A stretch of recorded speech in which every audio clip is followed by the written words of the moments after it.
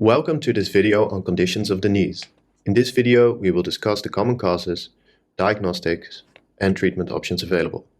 For more videos like this, feel free to subscribe to the channel. And this video is part of a video series on orthopedics in adults. In the description of the video you will find the playlist. The information presented in the video is intended for medical education and informational purposes only. It is not suitable for professional medical advice, diagnosis or treatment.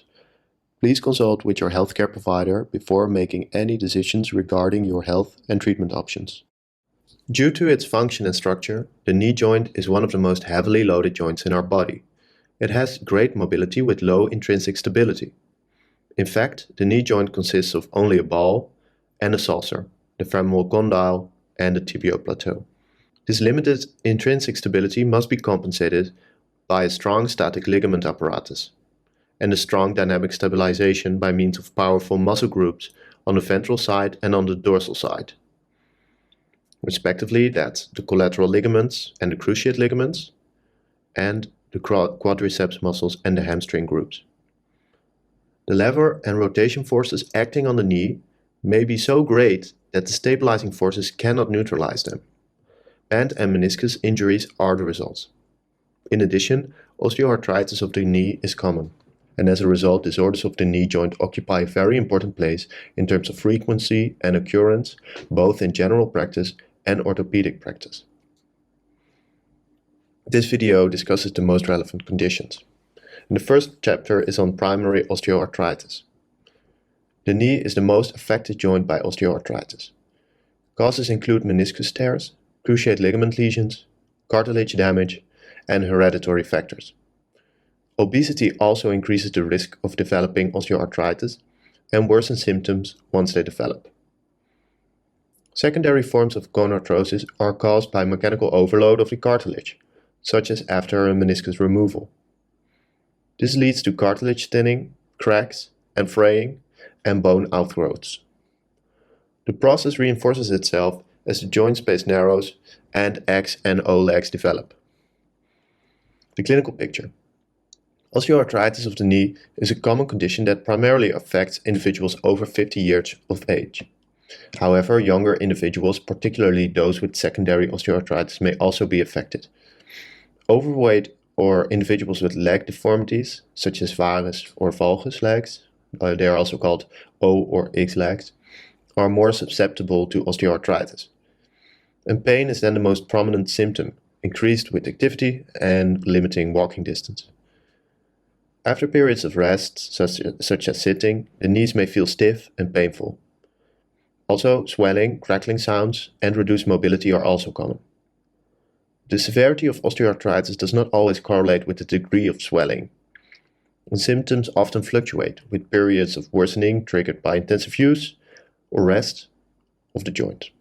Additionally, patients may experience a giving way sensation or slight buckling of the knee when attempting to put weight on it. This is not caused by muscle atrophy, but rather by a protection reflex. And the physical examination. A comprehensive examination of the knee involves both standing and lying down positions, where you ensure both legs are fully exposed. Standing examination assesses leg position, swelling, scars, muscle atrophy, walking pattern, and varus or valgus alignment. Hip function is also evaluated, as hip disorders can mimic knee pain without the usual groin discomfort. During the actual knee examination, inspection checks for swelling, muscle atrophy, and scars. Mobility is assessed and crepitations may be felt or heard. Palpation detects osteophytes along the femur and tibia, with pain typically concentrated in the affected knee area. Collateral ligaments examination reveals apparent stretching of the medial collateral ligament in the medial knee compartment. However, the stretching is an illusion caused by the cartilage loss and the reduction of tension on the ligament. This allows the legs to return to its original position under valgus stress. This phenomenon disappears in advanced osteoarthritis, and the collateral ligament may also shrink due to the chronic inflammatory response. Imaging examination. Standing X-rays are used to diagnose osteoarthritis, revealing joint space narrowing, subchondral sclerosis, and osteophyte formation, often in a single compartment, such as the medial, lateral, or patellofemoral compartment. For enhanced sensitivity in detecting joint space narrowing, the standing anteroposterior X-ray should be taken with a slightly bent knee. It's called a Rosenberg view. Standing long leg X-rays are used to determine the mechanical axis of the leg, which may be altered in varus or valgus deformities, also known as O or X. MRI can provide further insight into knee joint health, assessing synovial fluid levels, cartilage damage, and meniscal abnormalities. However, MRI findings in older patients should be interpreted with caution, as abnormalities are common but may not always be clinically relevant. An MRI or technetium isotope scan may be used to diagnose osteonecrosis, which can cause severe knee pain without initial X-ray abnormalities. Isotope research with technetium can be helpful in detecting osteonecrosis as it demonstrates increased osteoblast activity due to the bone breakdown and repair. The conservative treatment. While osteoarthritis is a prevalent condition that affects many individuals as they age, it is essential to remember that not everyone experiences symptoms. For those who do, the symptoms often follow a clinical pattern, with periods of discomfort being followed by years of respite.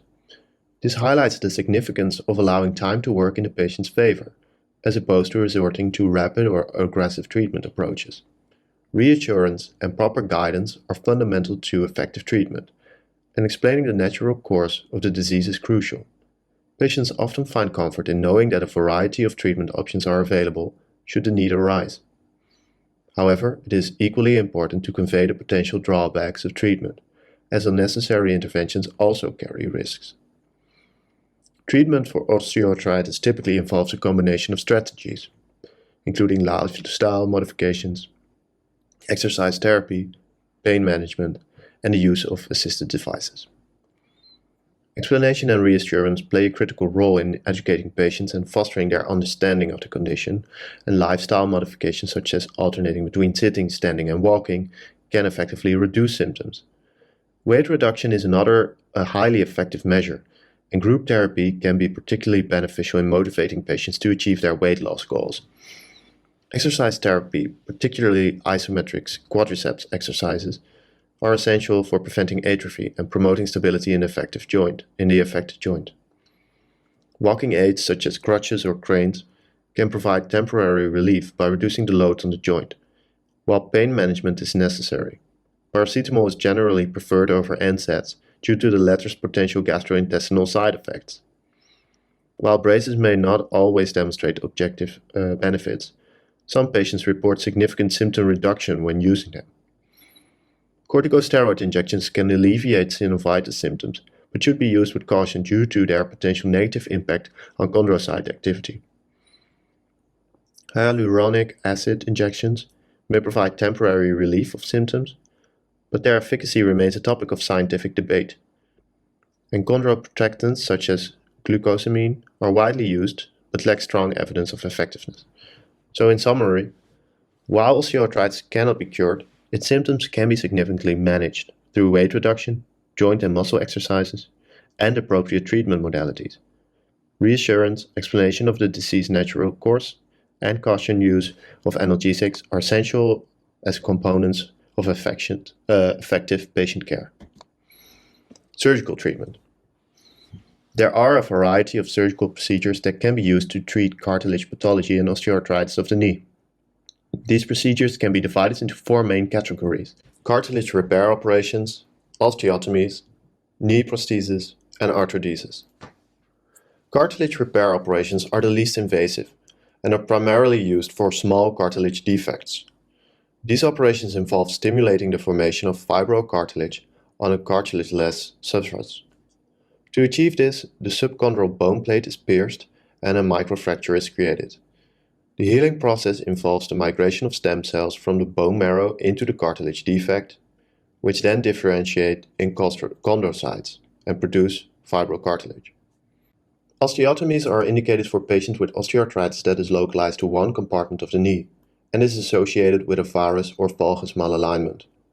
These procedures involve removing a wedge of bone from the proximal tibia or distal femur to correct the alignment of the leg, and this allows for weight-bearing forces to be distributed more evenly across the knee joint, thereby reducing the stress on the damaged cartilage.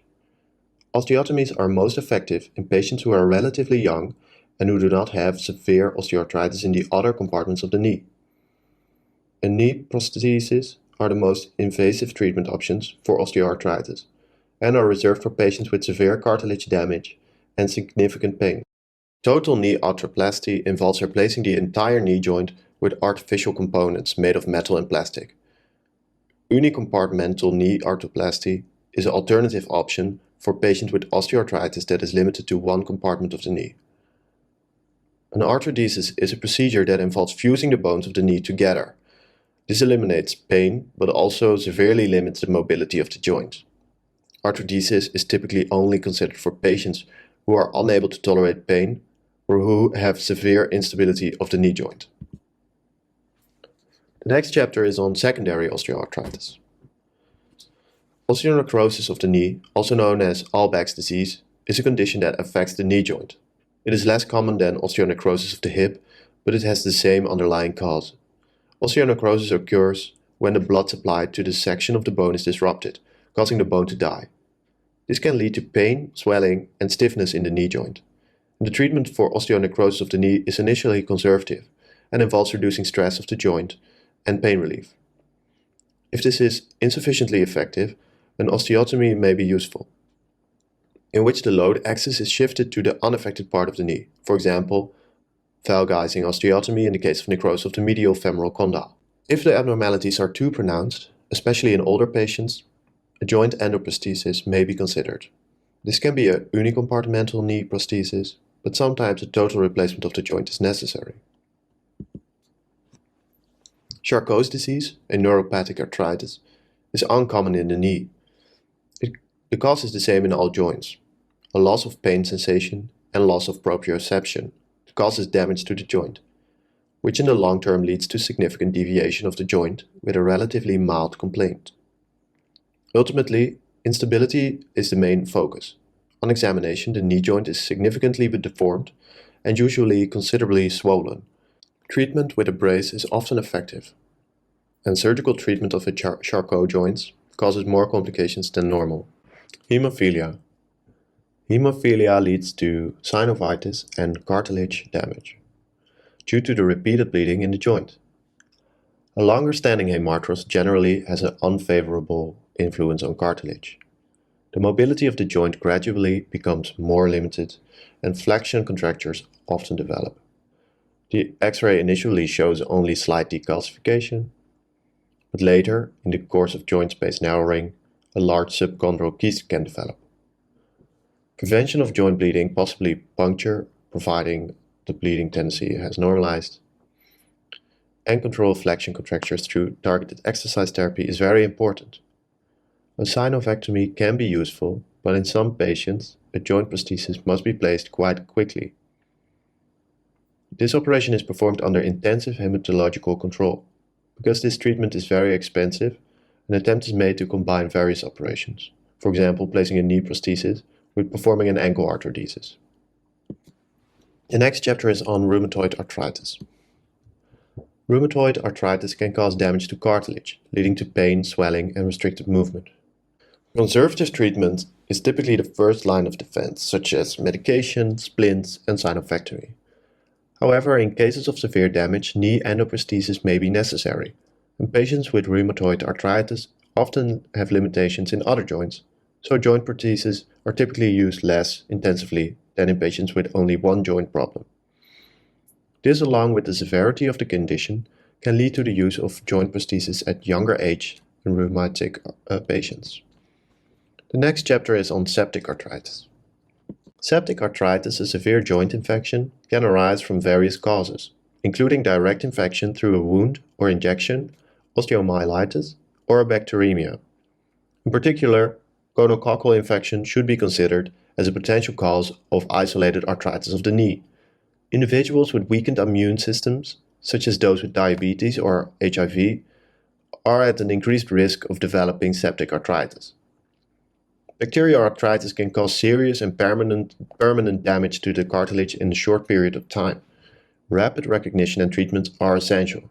Rinsing, this can be done very effectively via arthroscope, draining, and targeted antibiotic therapy are the usual treatment methods. The next chapter is on dérangement interne. The collective term includes a group of conditions that lead to mechanical complaints. Stuttering during movement, lock complaints, creaking sounds, crepitations, and feeling something shift in the knee. The causes are discussed in 4 main groups: a meniscus tear, joint mice, osteochondritis, dissecans, and cartilage abnormalities. Meniscus tears. Introduction. The meniscus plays a crucial role in shock absorption, load distribution, and joint stability.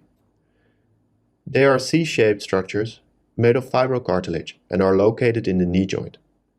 The medial meniscus is a C shape, while the lateral meniscus has more of an O shape. The menisci are attached to lateral and medial capsule, and in the case of an anterior or posterior horn, they also connect to the tibia. The menisci receive blood supply from the capsule, which reaches to the outer third of the meniscus. This region is where cracks can potentially heal. The inner 2/3 of the meniscus, being avascular and lacking nerve endings, cannot heal following a rupture. Meniscal tears and their forms. Meniscal tears are common injuries that can occur due to a combination of factors, including rotation during flexion, severe trauma, or degenerative changes in the meniscus. These tears can manifest in various types, with the most prevalent being the vertical tear along the length of the meniscus. Vertical tears can sometimes cause the meniscus to dislodge and interfere with the knee's range of motion, leading to a phenomenon known as locking. Other types of tears include flap tears, which can move freely within the knee joint, and horizontal tears, which are more common in older individuals due to the meniscus degeneration.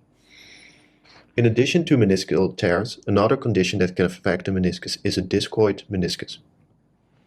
This abnormality presents in about 5% of the population, involves a misshapen lateral meniscus, which can lead to the clicking sound during movement. Treatment for discoid menisci is typically only considered if a rupture occurs or if pain arises from cystic degeneration. Meniscal cysts, which are fluid-filled cavities within the meniscus, also occur occasionally. These cysts, often resulting from a rupture, can cause nagging pain and localized swelling that worsens with increased knee activity. Arthroscopic treatment is effective in addressing meniscal cysts, involving creating an opening from the cyst to the joint and removing the rupture. Unlike in the past, complete removal of the meniscus is no longer considered standard practice for meniscal cysts. The meniscus tear and its diagnostics. The symptoms of meniscal tear are caused by the movement of the ruptured meniscal part in the joint.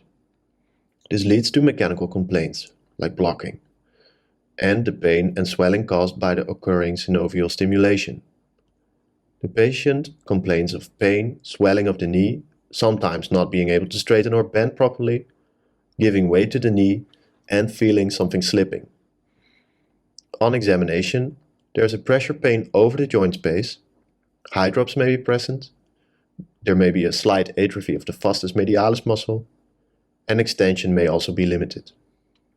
However, the physical examination has limited reliability, and this also applies to the classic meniscus test, the McMurray test. During this test, the knee is flexed, the foot is internally rotated for the lateral meniscus, or externally rotated for the medial meniscus, and then extended again. If a big click occurs at that moment, this would be evidence of a rupture. Because the physical examination is insufficiently reliable, an additional plain X-ray of the knee is often taken. Although the meniscus itself cannot be seen, other causes of comparable complaints can be seen: early osteoarthritis, corpus liberum, and osteochondritis dissecans. On an MRI scan, the meniscus is visible in cross-section and is therefore triangular in shape. This triangle is relatively low signal and homogeneous. A crack has a high signal which is wide and extends to the surface. At an older age, the central part of the meniscus develops an increased signal, and this has no meaning if the surface of the meniscus remains signal poor, which is black. The specificity of MRI examination for meniscus tears is high. If the MRI scan does not reveal a rupture, an arthroscopy is almost never useful. It is then wise to wait. Meniscus tears and their therapy. The treatment approach for torn meniscus is guided by the patient's symptoms and the characteristics of the tear. A peripheral tear may heal without intervention, while central tears often require arthroscopic surgery. Arthroscopy involves inserting a small, non-flexible optic tube into the knee joint to visualize and address the torn meniscus. This minimally invasive procedure allows for a rapid recovery, with most cases suitable for day surgery. During the procedure, the surgeon removes the torn portion of the meniscus using micro scissors or nibbling forceps, preserving as much of the meniscus as possible to minimize the risk of developing post-meniscectomy osteoarthritis. For longitudinal tears, located in the peripheral vascularized zone, suture repair may be an option. However, when the torn meniscus requires extensive removal, maximum conservative efforts are crucial. Arthroscopic suture repair is followed by a period of knee immobilization. While arthroscopy is a highly effective and well-tolerated procedure, its potential for unnecessary use exists. To prevent this, the Dutch Orthopedic Association has developed guidelines to ensure appropriate utilization. Following arthroscopy, a structured exercise therapy program is essential to restore muscle strength and knee function. This therapy specifically targets the atrophy of the vastus medialis muscle. Only after the atrophy and hydrops have resolved can the knee be fully loaded again. A corpus liberum, or a joint mouse, is a piece of bone or cartilage that wanders freely through the joint and can block movement. This causes blocking complaints. The corpus liberum can originate from osteochondritis dissecans, an osteochondral fracture, a synoviochondromatosis, or a broken piece of cartilage. Because cartilage is nourished from the synovial fluid, a jointed mouse can increase in size, and patients feel the joint swelling and can feel it in different places and see it disappear again. A corpus liberum can only be visible on X-ray if it is calcified. A non-calcified corpora can also be demonstrated using MRI. Arthroscopic removal is sufficient, but not always successful, because at the time of the operation, the corpus liberum is sometimes located in a different place that is not clearly visible. Osteochondritis dissecans, the condition affecting the knee joint characterized by the death of a small portion of subchondral bone, the bone beneath the cartilage. This bone fragment can become loose and cause swelling, pain, and restricted movement. The condition is more common in boys than in girls and typically occurs in young people, between the ages of 15 and 20. While the exact cause is unknown, it is believed to be related to a disruption in blood supply to the affected area. Diagnosis of osteochondritis dissecans may involve X-ray, MRI scans, or arthroscopic examination, and treatment options vary depending on the severity of the condition and may include observation, immobilization, or surgery. The focus of osteochondritis dissecans develops especially at the posterolateral part of the medial femoral condyle. If necessary, it's drilled out and refixed with bone nails. A wait-and-see policy can often be followed in young patients, particularly in younger patients with open growth plates. Surgery is typically only considered if pain persists after conservative treatment measures have failed. Osteochondral fracture. A twisting trauma can also cause an osteochondral fracture. In that case, a piece of cartilage surface is knocked away, with or without a piece of subchondral bone attached. If there is a bone attachment to the cartilage, this is beneficial. Not only can this be recognized on a plain X-ray, but also replacement and fixation prognosis is good. A chondral fracture has a poor prognosis, because it is often not recognized on X-ray, and because the fixation of the fracture is mostly not possible, and such a lesion often forms the beginning of a cascade that ends in osteoarthritis.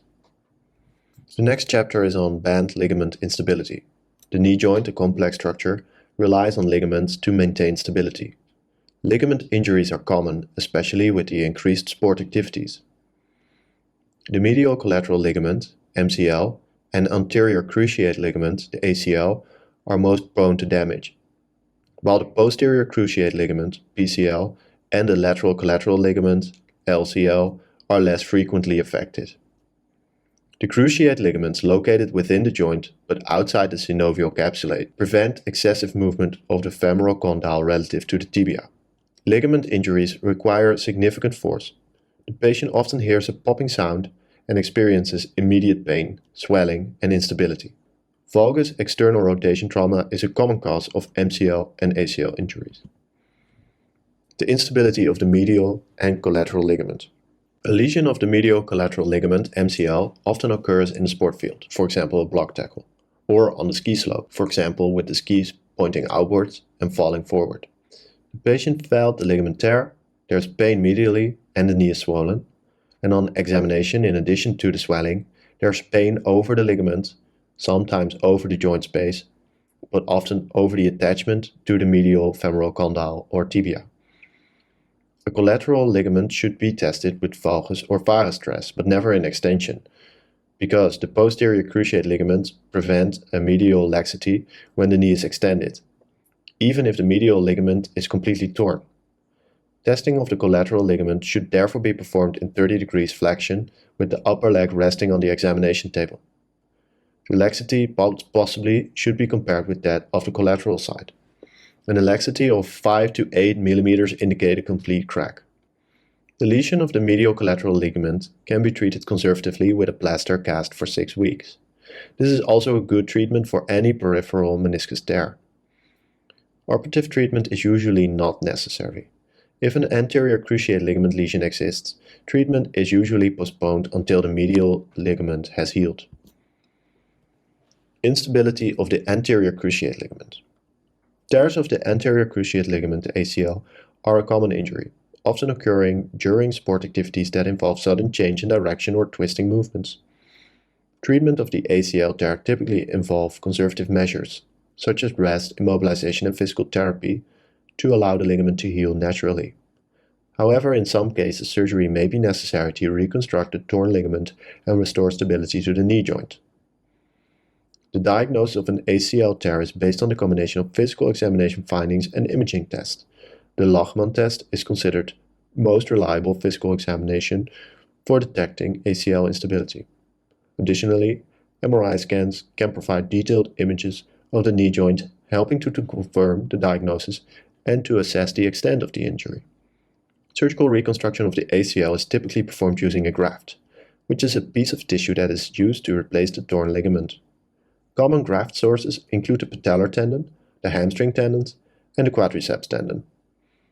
During surgery on the anterior cruciate ligament, a bone tunnel is drilled in the tibia and the femur, which end at the attachment of the cruciate ligament to the tibia and to the lateral femoral condyle.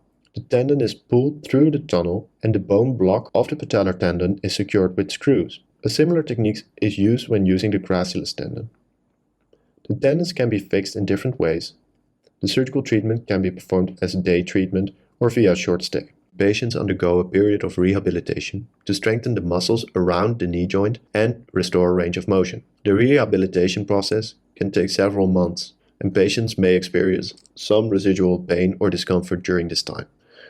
Despite advancement in surgical techniques and rehabilitation protocols, there is a risk of developing osteoarthritis or degenerative joint disease. The risk is influenced by factors such as the severity of the initial injury, the patient's age and activity level, and the surgical technique used. Careful patient selection is crucial for determining the suitability of ACL reconstruction. Patients who are highly active and participate in sport that involve twisting movements may be a good candidate for surgery. However, it is important to weigh the benefits of surgery against the potential risks and to discuss this decision with the healthcare provider. Posterior cruciate ligament instability. The posterior cruciate ligament, PCL, is a robust structure that only ruptures under significant force, such as a dashboard trauma, where the tibia is pushed backward relative to the femur in a car accident. Additionally, PCL tears can occur due to the forced hyperextension of the knee. When assessing PCL injury, it is crucial to determine if a knee dislocation has also occurred, as this necessitates additional attention to the potential popliteal artery. Knee dislocation is a severe injury that demands immediate medical attention. Damage to the PCL results in a posterior drawer phenomenon. where the tibia slides backward relative to the femur, even under the influence of gravity during knee and hip flexion. For acute PCL injuries, treatment involves immobilization with a plaster sleeve for 6 weeks, similar to the management of acute anterior cruciate ligament injuries. A well-developed quadriceps muscle can effectively compensate for PCL deficiency, enabling many athletes to resume high-level activities.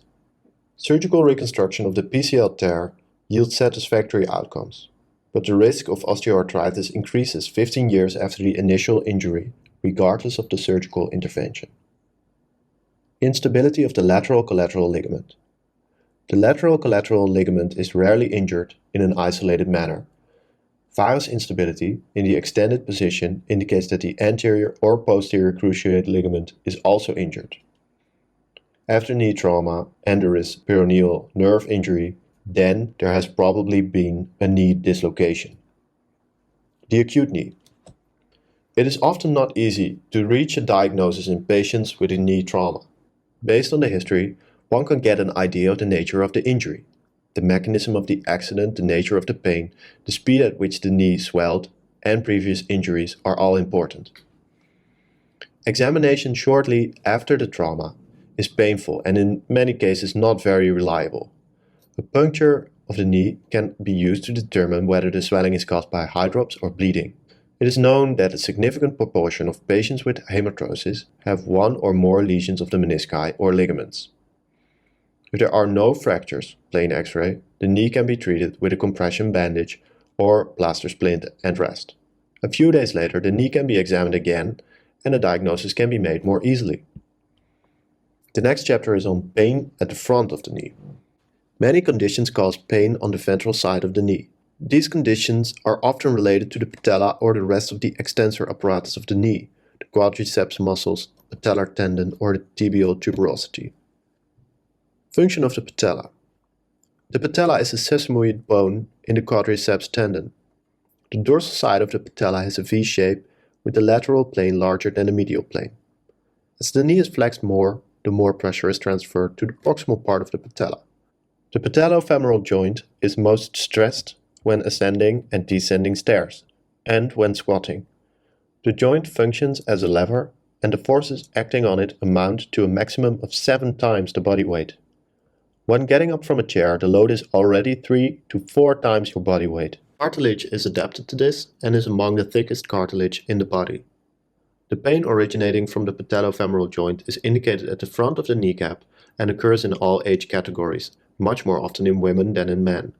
Often both knees hurt. Sitting with your knees bent for a long time is extra painful. This pain therefore mainly occurs in the theater and in the cinema. People therefore speak of theater knees. Patella pain in adolescence, chondropathia patellae. Pain around the kneecap, also known as adolescent knee pain, is a common issue among young girls during puberty and a few years afterward. The pain can be severe enough to hinder physical activities like gymnastics or sport. While physical examination reveals no major abnormalities, movement of the kneecap and stretching against resistance can cause discomfort. The cause of the sudden increase in patella complaints remains unclear, but it is linked to a rapid growth spurt during puberty, increasing weight and muscle mass, and possibly a direct effect of estrogen on the cartilage. The prognosis of adolescent knee pain is generally favorable, in the absence of heat drops, synovitis, or other complaints. The pain typically subsides within a few years, usually within 1 to 2 years. Treatment primarily involves reassuring girls and their parents. Explaining the cause of the pain and the circumstances under which it occurs can be very helpful. In the past, surgical procedures have been performed too often.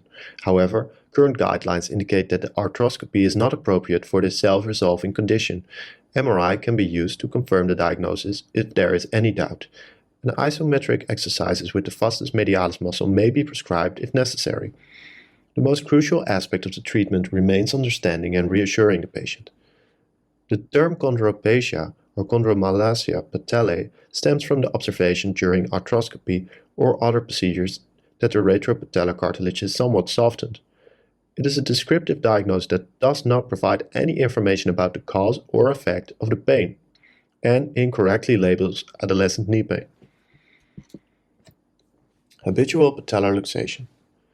The patellofemoral joint, formed by the kneecap, the patella, and the groove of the thigh bone, the trochlea, lacks inherent stability. The force exerted by the quadriceps muscle, not aligned with the patellar tendon, creates a lateral pulling force on the patella. This angle, known as the Q angle, typically measures around 20 degrees. Patellar stability is maintained by the trochlear raised edge and the firm medial capsular structures. However, patellar dislocation can occur if the stabilizers are compromised. A shallow trochlea, an elevated patella, a small patella, a generalized laxity, or a large Q angle can increase the risk of patellar dislocation. Dislocation occurs in about 5 out of 100,000 people, and recurrences are common. Physical examination and imaging techniques like skyline patella views and CT scans can aid in the diagnosis. If the complaints are disabling, surgery is useful. Several successful techniques have been developed, and once the patient has grown and the growth plates are closed, the tibial tuberosity can be loosened and placed more medially on the tibia. This affects the direction of the force vectors. If the tuberosity growth plate is still open, the lateral half of the patellar tendon can be released and tightened medially to change the force vector. There are also operations in which the medial capsule is shortened, the lateral capsule is cleaved, and the medial tendinoplasty is performed proximally. The procedure, which is increasingly being used, is aimed at repairing the medial patellofemoral ligament, the most important stabilizer of this joint. This ligament is reconstructed arthroscopically with a semitendinosus tendon. Plica syndrome. During the embryological growth of the knee, joint cavity development takes place in phases. Remains of this are thickened folds, plicae. During arthroscopy, it sometimes appears that such folds rub against a femoral condyle or the patella. After removing or simply cutting the plica, complaints can diminish or disappear. However, due to its frequent occurrence, treatment is only useful if visible cartilage abnormalities have developed due to the contact between the bone and the plica. Patella bipartita. At least 1% of the population, but possibly more, have a patella in 2 or more parts. This often involves a patella with a relatively small superolateral fragment. The bone has not grown together, but the cartilage does. The condition frequently occurs bilaterally. It usually does not cause any complaints. Sometimes pain complaints arise after trauma. A distinction with a patella fracture is then necessary. Usually no treatment is necessary, but in case of severe complaints, the fragments can be excised. The lateral capsule is also cleaved, because the pulling forces disappear. The pain can be decreased, and sometimes fusion of these two parts of the patella is also possible. Patellofemoral osteoarthritis. The patellofemoral joint is often involved in generalized osteoarthritis of the knee joint. However, relatively isolated forms of the patellofemoral osteoarthritis also occur, in which the tibiofemoral joint hardly participates. Local mechanical factors appear to be responsible for this. It is interesting that a patient with a pronounced X-ray abnormality sometimes has only few complaints, but there are also patients with many complaints and relatively mild abnormalities. The pattern of complaints resembles that of the young girl with the adolescent knee pain. Conservative treatment, explanation of the nature of the condition, and isometric quadriceps training should be attempted whenever possible. The results of surgical therapy are variable, not very predictable, and, at best, moderate. Cleavage of the lateral retinaculum sometimes reduces pain, and patelectomy rarely helps and leads to a significant decrease in strength in the quadriceps tendon. Despite 20 years of use, patellofemoral prostheses, artificial joint of the patellofemoral joint, are still experimental and the results are unpredictable. They are usually the first step toward a knee prosthesis, so this treatment should not be taken lightly, especially in young people. Jumper's knee. This condition causes pain at the attachment of the patellar tendon in the lower pole of the patella. The complaints arise after overload during jumping sports such as high jumping, but also during running and football. On examination, there is a pressure pain on the underside of the patella and when tensing the quadriceps muscle against resistance. An MRI scan may show a signal change at the origin near the patella. As with other Cerminage injuries such as tennis elbow, reducing the load or a local corticosteroid injection can reduce the symptoms. If operative treatment is ultimately necessary, a wedge excision of the patellar pole with the central part of the patellar tendon is performed. Sinding-Larsen syndrome. Young active athletes before puberty may develop complaints identical to those of jumper's knee. There is an overload of the cartilaginous transition from the tendon to the patella. Sometimes calcifications are also visible on spot on the X-ray. Surgical treatment is not advised, and proper rest and isometric quadriceps exercises are sufficient. Osgood Schlatter disease, partial avulsion of the tibial tuberosity. A painful non-union occurs. The cause is an overload of the tuberosity in young boys, 10 to 15 years old, who play football or run a lot. The complaints disappear again when the growth plate closes around the age of 17. There is pain and swelling around the tuberosity. Rest, and possibly a plaster sleeve for 6 weeks, is sufficient, and surgery is rarely necessary. Bursitis. Prepatellar bursa ensures that the skin can easily slide over the patella when the knee is bent. If the bursa becomes inflamed or irritated, swelling occurs just in front of the patella. This bursitis mainly occurs in people who spend a lot of time on their knees, such as road workers, carpet layers, and housekeepers. The swelling usually decreases with rest, but corticosteroid injections can also be given to combat the fluid formation and the inflammation. Not in case of a bacterial infection, because then drainage and antibiotics are necessary. Pains persist, the bursa can be excised. Infrapatellar bursitis. A bursa is also present on the tibial tuberosity. If this becomes inflamed, it is called infrapatellar bursitis. The treatment is similar to that of prepatellar bursitis. Knee pit cyst. The synovial cavity often extends into the popliteal fossa through one or more openings in the posterior capsule. The most common extension is located just above the head of the gastrocnemius muscle. If such an expansion leads to a real cyst, this swelling causes a tight feeling in the back of the knee, which also hinders bending. The complaints increase after longer walking and more intensive use of the knee. The cysts are usually manifestations of another pathology in the knee. The synovitis causes hydrops, and the synovial fluid is pressed into the cyst via a kind of valve mechanism. The cyst often disappears on their own, especially if the cause of the knee condition can be removed. The treatment of the intra-articular abnormality is therefore an effective treatment of the cyst. Surgery and/or resection of the cyst is rarely necessary, and if initiated, the patient should be aware of significant risk of recurrence. A knee pit cyst can rupture and cause complaints that resemble a thrombosed leg. This pseudothrombosis leg obviously does not need to be treated with anticoagulation. Rest and pain release and regular tension of the calf muscles are sufficient. You can show appreciation for the content by liking, subscribing, or commenting on the video.